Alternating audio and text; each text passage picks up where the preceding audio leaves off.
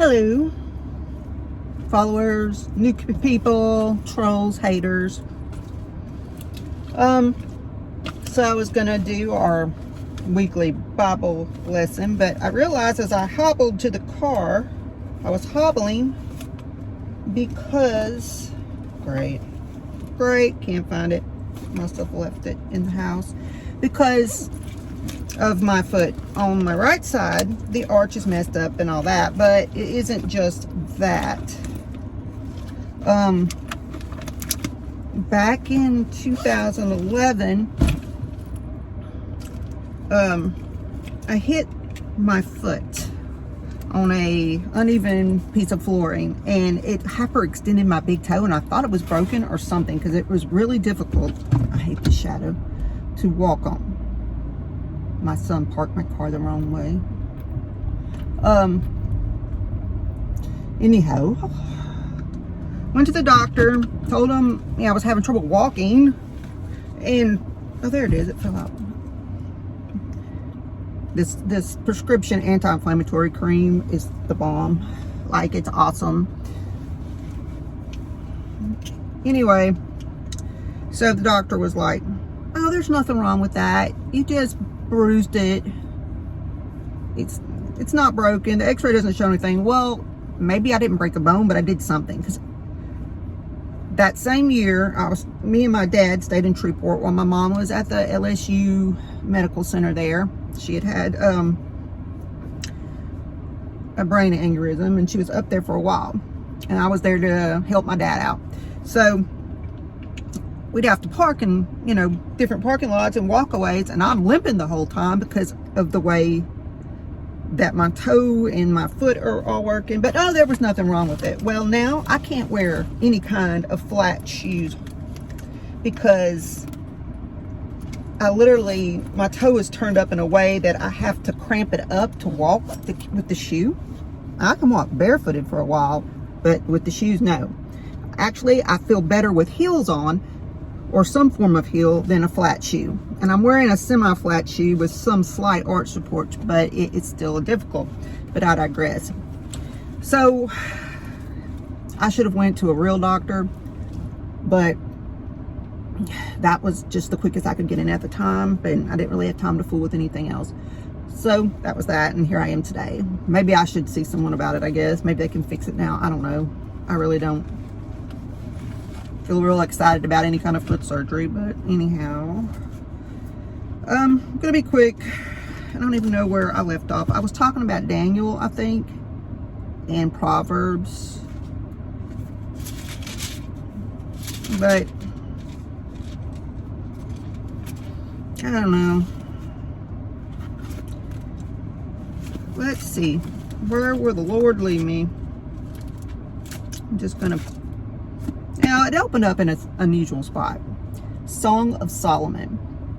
If you don't understand the metaphorical meaning behind Solomon's poem here, or long-winded poem, prose, it is, and it may have actually happened, but it's showing how God pursues us, how we feel towards Him. And if you're an immature person, because I remember as a teenager, someone said, oh, it's talking about this and this in the Bible. Go look. We heard about it at church. And so I look, and I'm looking at it like, what is this? This is weird. But if you don't understand the point, you won't get it. So I'm just going to do a little part of it. The young Shulamite bride and Jerusalem's daughters. The Song of Songs, the best of songs, which is Solomon's. The Shulamite bride. May he kiss me with the kisses of his mouth. Solomon arrives. She turns to him, saying, for your love is better than wine. The aroma of your oils is fragrant and pleasing. Okay, they used essential oils. We do now, but basically it was like his cologne smells awesome. Your name is perfume poured out. Therefore, the maidens love you. Draw me away with you, and let us run together. Let the king bring me into his chambers. To be intimate, but the intimacy with God. That's what they mean on the other end of the spectrum. Now, Solomon had a harem. He had tons of wives and concubines. I mean, I don't know how he had time to even be intimate with all of them, but he did. We will rejoice and be glad in you. We will remember and extol your love, more sweet and fragrant than wine. Rightly do they love you. I'm going to give you a side note. Some theologians believe the Song of Solomon to be a collection of songs, but is more generally understood to be a sort of drama or lyric poem celebrating the wholesomeness of a growing love that leads to maturity and marriage.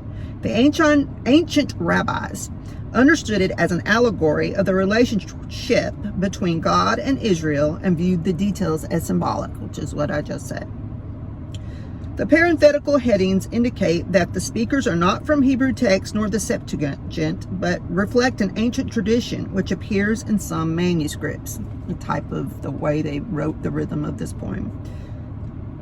The purpose of the chorus is an echo and expands the sentiments of the bride and her bridegroom. The members of the chorus are not always known, but have been variously identified as daughters of Jerusalem, daughters of Zion, and ladies in waiting, friends or relatives of the bride. So they're the ones that are saying here, we will rejoice and be glad in you. We will remember and extol your love, more sweet and fragrant than wine. Rightly do they love you. Then the Shulamite bride. This is her talking again. I am deeply tanned, but lovely. So she's from somewhere where the skin tone is darker. O daughters of Jerusalem, I am dark, like the tents of Bedouins of Kedar, like the beautiful curtains of Solomon. Do not gaze at me because I am deeply tanned. So she must have been an unusual beauty and darker. I have worked in the sun. It has left its mark on me. My mother's sons were angry with me. They made me keeper of the vineyards, but my own vineyard, my complexion, I have not kept. Now remember, back in the day, it was, nowadays people want to go tan. We wear bronzers. I get so excited that my face got a shade darker for some foundation. Unfortunately, there's some borders in my neck. But back then, it was a thing to be lighter. If you weren't dark, you weren't having to work as much. It must have meant you had more money. Now it's the opposite. If you got a nice spray tan or been in the tanning bed, you got money to go do that. Tell me, O you whom my soul loves, where do you pasture your flock? Where do you make it lie down at noon? For why should I be like one who is veiled beside the flock of your companions? Then Solomon, the lover, the bridegroom, speaks. If you do not know where your lover is, O you fairest among women, run along, follow the tracks of the flock, and pasture your young goats by the tents of the shepherds. To me, my love, you are like my favorite mare among the chariots of Pharaoh. Nowadays, if someone told me, you're like my favorite horse out there, some women might get offended. But we're talking about some of the finest horses in the world were in Solomon's stables. Your cheeks are lovely with ornaments, your neck with strings of jewels. And then the chorus of the ladies in waiting, whoever they are, we will make for you chains and ornaments of gold, studded with beads of silver. And the Shulamite bride says, while the king was at his table, my perfume, Solomon, sent forth his fragrance, surrounding me. My beloved is to me like a pouch of myrrh, which lies all night in between my breasts. My beloved is to me a cluster of henna flowers in the fragrant vineyards of En-Gedi. And En-Gedi is an oasis on the western side of the Dead Sea. Then the bridegroom Solomon says, behold, how beautiful you are, my darling. Behold, how beautiful you are. Your eyes are dove's eyes. And the Shulamite bride says, behold, how fair and handsome you are, my beloved, and so delightful. Our arbor is green and luxuriant. The beams of our houses are cedars. Our rafters and panels are cypresses. And that's the end of that first chapter of the Song of Solomon, because it goes on for a while. It's not super long. It is beautiful though, and it's like it kind of reminds me of when you read Romeo and Juliet and they tell you who's speaking, because it's in a play, even though that you have to like sit there and think about what all it's actually saying in like in Romeo and Juliet, and you have to translate it back into your brain and pick out what makes sense. Whereas this is written, this is the Amplified.